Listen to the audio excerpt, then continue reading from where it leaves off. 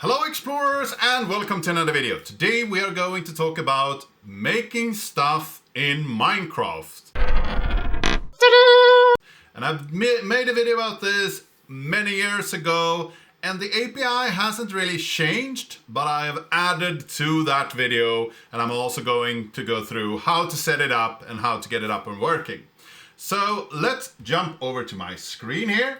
First off, I have this directory here. It's totally empty, nothing here. And I'm gonna create a server because when you are creating in Minecraft, you pretty much go into a Minecraft server and add an API to that so you could inject blocks into that Minecraft server. So let's create a server directory here just to separate things a bit. And in this server directory, I want to download something called build tools. And this is from Spigot, which is a Minecraft server version that you can run locally. So I will download the latest successful build of build tools to my computer, and then I will run that Java file. So you need to have Java installed. You also need to have Git installed because it will download Git repositories. So this build process will take a little while. It will download a version of Minecraft, and then it will take some of the classes and decompile them and add extra code to them and then compile them again. So it will create a Minecraft server that is a little bit different to the original. And now it's built completely. I had some issue the first time I ran it, so it just crashed for some odd reason. I restarted it and now it built just fine.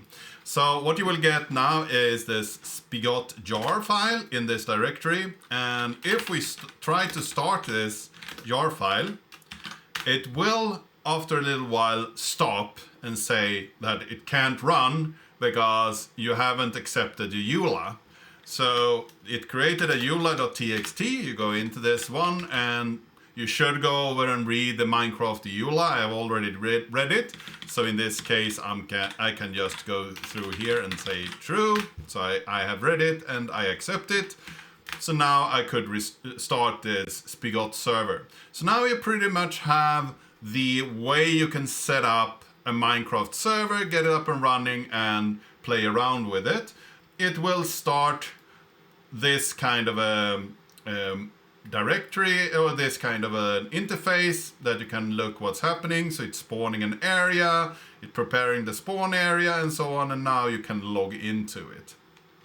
But we actually want to stop this again and save the world because we need a plugin as well which will add that API that will help us to send packages in or send things into the world.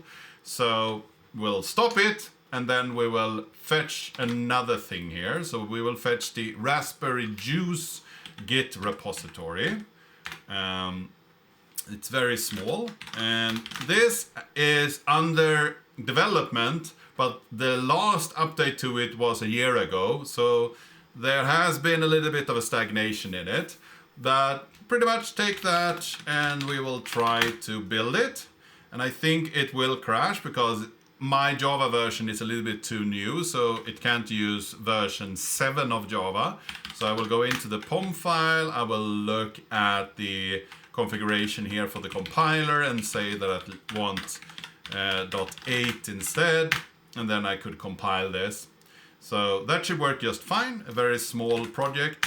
We will take the file in target here and move to the plugins directory of this server. Very easy.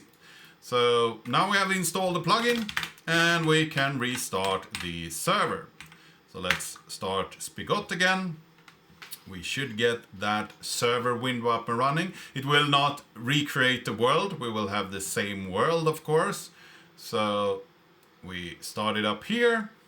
Things you could add to it is you could put it into creative mode, add flying and so on if you want to. I'm not sure if that is required for my case here. So here we have my Minecraft and I have this my own server for the family, and then we have this one that we installed now, the Adventures in Minecraft. So if we log into that, we will join the world. We see down there that We have joined it, and now we can play Minecraft. Nothing much to it.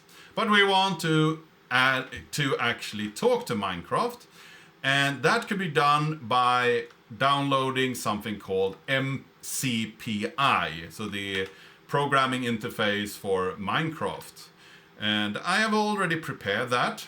So what you do is pretty much clone down this git clone GitHub Adventures in Minecraft MCPI, and then you have that. So in this directory here, I have the MCPI directory, and I have a bunch of examples here. So the first example we're going to look at is this Hello World. So we will import MPCI and the Minecraft class from there as Minecraft.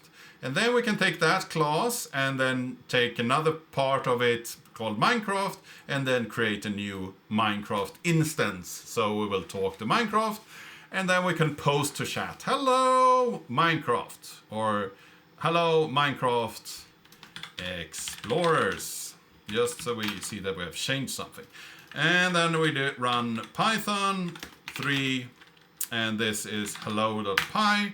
If we run that and switch over to our directory here, we can see hello Minecraft Explorers.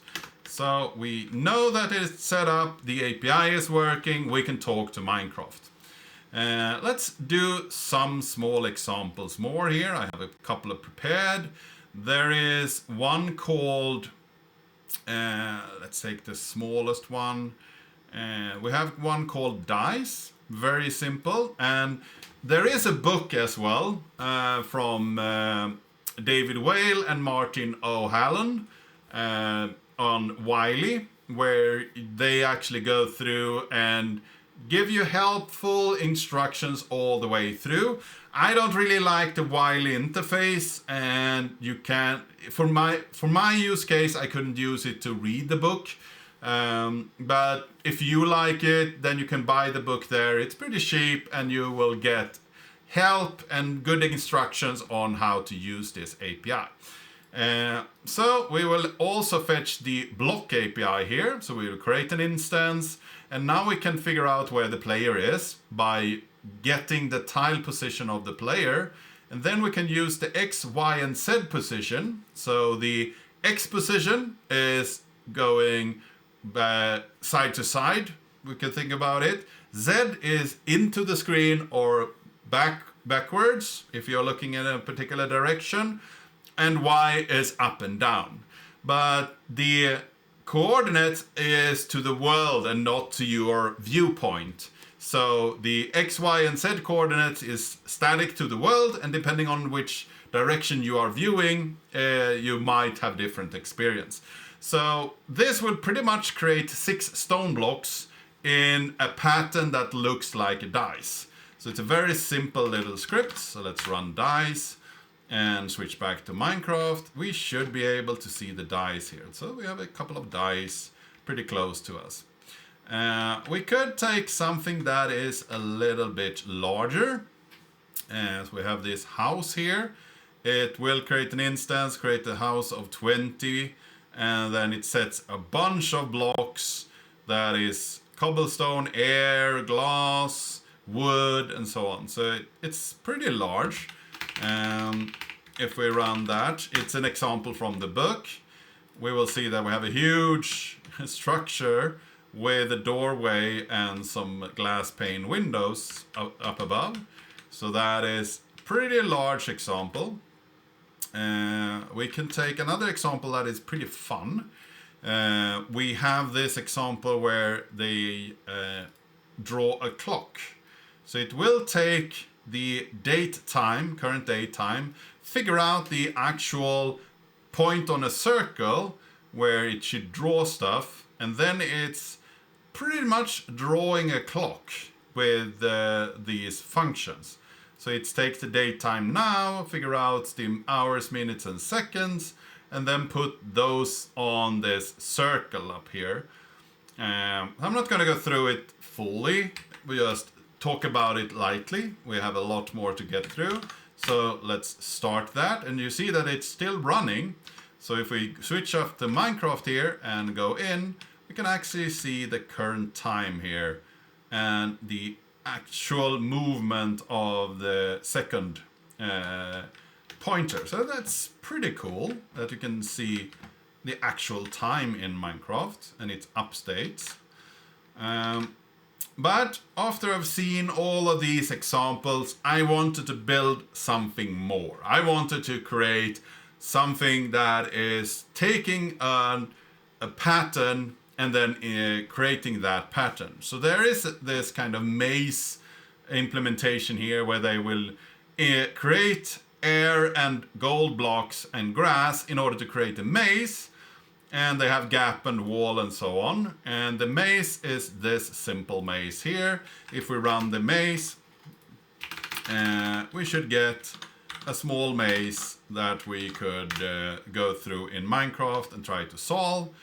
And that gave me the inspiration to create my own little script here. So this is the little maze. And I wanted to take the data files from Wolfenstein and create some Wolfenstein levels. That would be really cool. So I looked into it, and the Wolfenstein map data is fully known. There is a lot of guides out there how to read it and how to work with it and so on. And I was starting to get into it and look at it, and I realized that it's compressed with Lempel-Sieve, which is not any problem. I know that algorithm. I actually, in my high school years, wrote a paper on a decryption algorithm. It wasn't that good. It had a max of 50% decryption, but still I got into the mindset.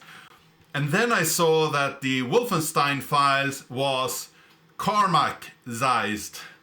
So the legend John Carmack had taken the files that Lempel-Sieve had created and realized that I could do a better job and implemented an even smaller file standard that used some even better compression. And I didn't want to spend 2 weeks to set this up. I might do another video where I actually go from that into Minecraft using Java or something like that, but that will be a different video. So what I did instead is that I used an editor and I used images in order to create my maps. So if we switch up to the editor here, let's see. I thought that I had that open here somewhere. Can't see it, so let's start it again. So this is the Havoc Wolf editor. And if I open the data, you see here you have a map with the data of Wolfenstein. So this is map 1, and then you have map 2, and so on. So this is everything in Wolfenstein, even the secret areas and so on. But you have a couple of different layers here. So you can turn off the objects, for instance. And if you do that, you only have the walls and the open areas. And then you could turn on objects instead, and then you get a view of all the objects inside of there. And what I did is take those files and I exported those as bitmap images. So I had those on disk. So I had all the objects and all the walls on disk. And then I wrote a small little Java program here, which pretty much takes these files and creates maps that I could use later on. So we have this object file, and then we have an object CSV, which says where all these objects are placed.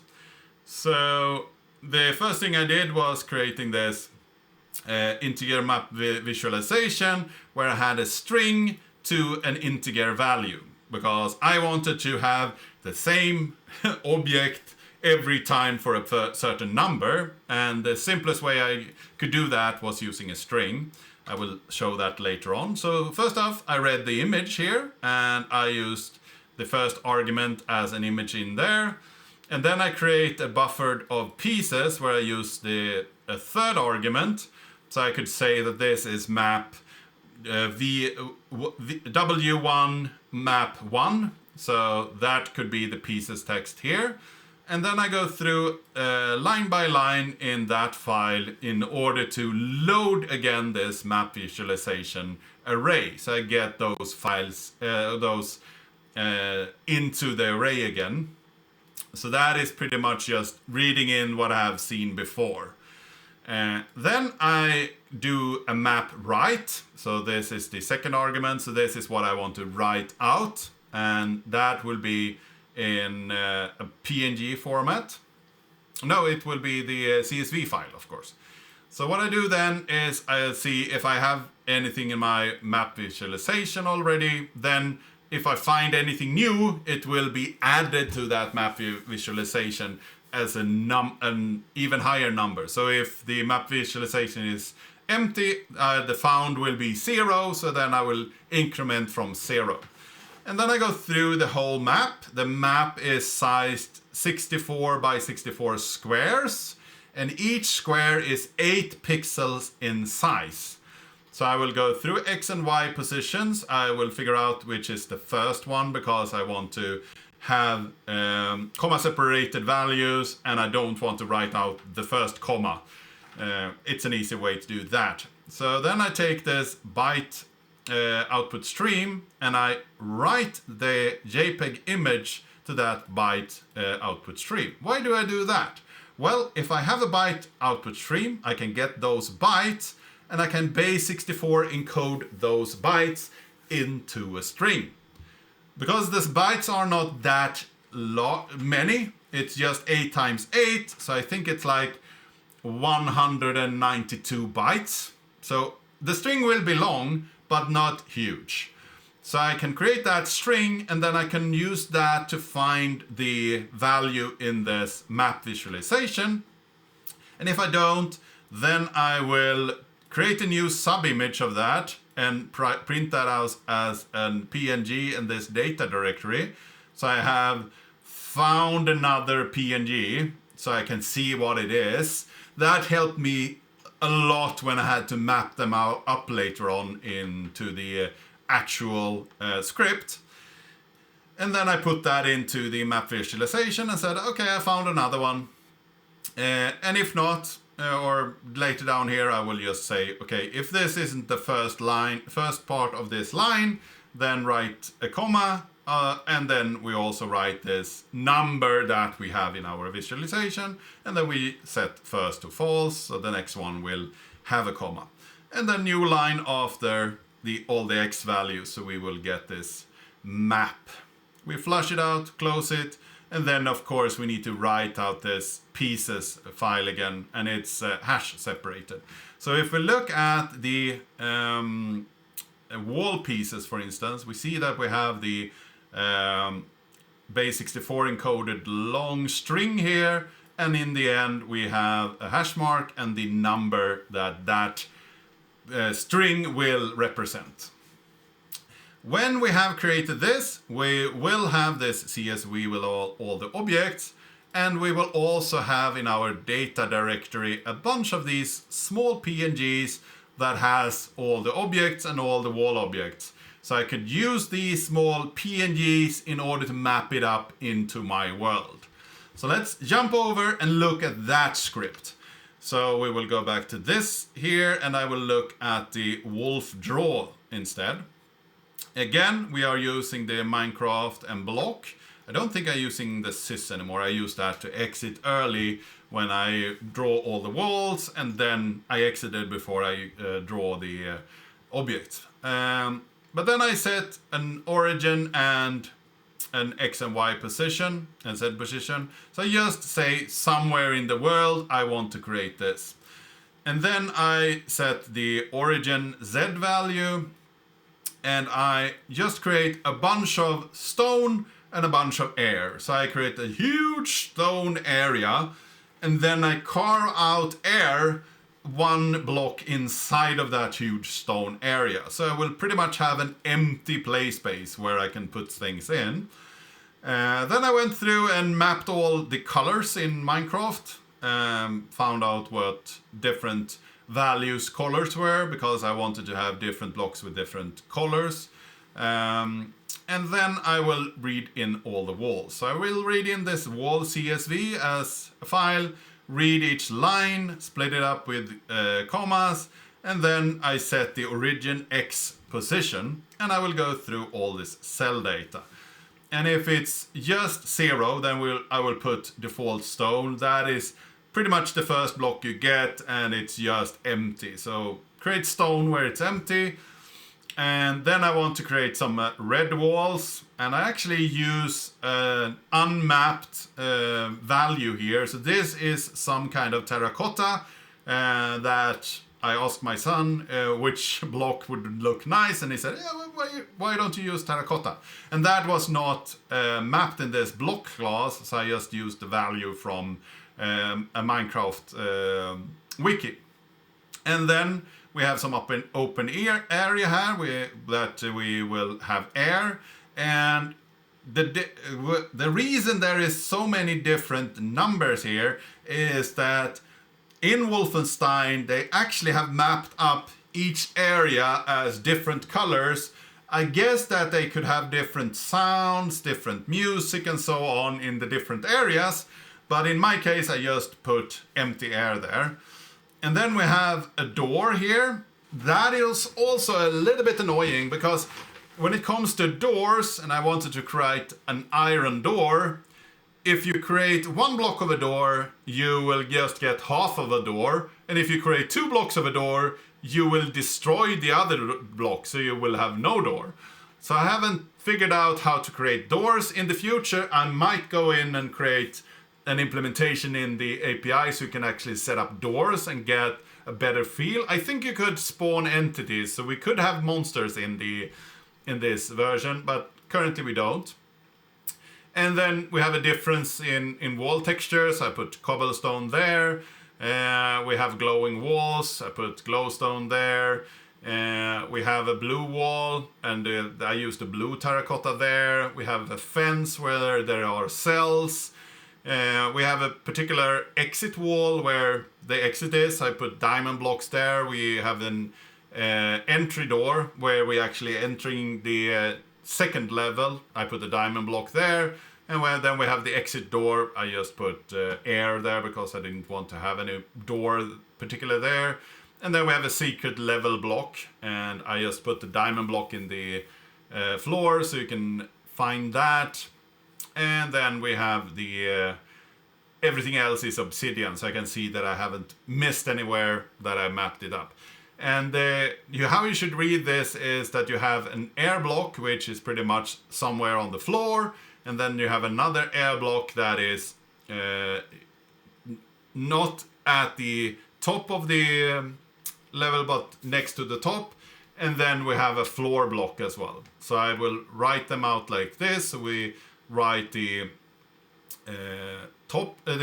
bottom part of this structure, and then I will draw 2 blocks above it with the same kind of setup here, and then lastly we will draw the floor block. And the values here is first the material, and then we have an alternative to that material. So we could say wall, blue wall, for instance, or stone, blue stone, and so on. So that is an alternative that you could put in. Then we will read all the objects, and here we have a bunch of objects that I have mapped up. We have blue pots, we have ammo, we have treasures, we have tables, we have enemies, alternate spawn points. There is a bunch of those in the game.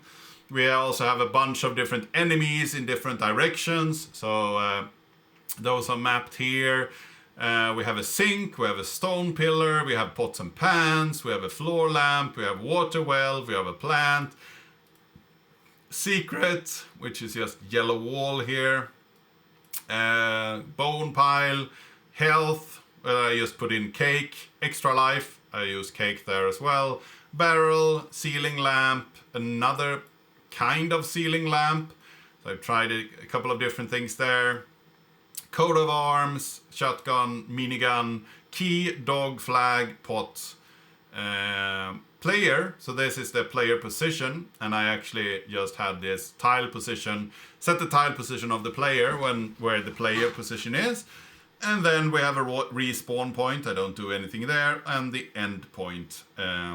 So there is a bunch of things here that you could put in. And if we take this script and we run Python 3 wolf draw, and then we say that we want Wolfenstein 1 episode 1 map 1, and we draw that, what we get in our Minecraft server here, if we respawn, now we respawn top of this huge structure I see, so let's draw it again and jump into Minecraft. So now we are inside of this Wolfenstein level, and you see the doors that are destroyed here. We have our cake, we have more cake over here, we have the cell bars. We go through here, and these are the lamps that we created. I used pumpkins for the yellow lamps. They're actually glowing pumpkins. I have some flowers that we put here in flower pots. Oh, we have a creeper. There is actually a very dark area over here where the dogs and so on. See if I can get up here again. No. Oh, creeper blowed up again. So let's see if we can spawn this area again. I would like to get to the end of this level if I can. So I don't have any weapons or anything like that. But we might be able to get to the end anyway. So here we have tables. I used some cactuses. Here we have treasure, just gold blocks. But it's mapped like the Wolfenstein level. So if you have played it, you will recognize this. Here we have even more treasure. These are the floor lamps. Doesn't work that well. And then we have more flowers. There is a way over here with more cake. Let's eat some cake. I hope I don't see any enemies here. There we go. More cake, health point. And the end of the level is usually over here. So here we will see the diamond block that I saw earlier and the diamond thing. What I can do now is jump over here and actually say that I want to load the second level instead. And it will reload. And now I am at the second level, and here you see the entry block, the entryway. And this is the layout of the second level of Wolfenstein. So I think you understand how it actually works and how it's set up. This was what I wanted to cover today. I hope that you liked this video. Give it a like, share it with your friends and colleagues. If you want to support the channel, I have links to affiliates and donation pages in the description. If you have any comments or suggestions, leave that in the comment section down below. And I really hope to see you in the next video.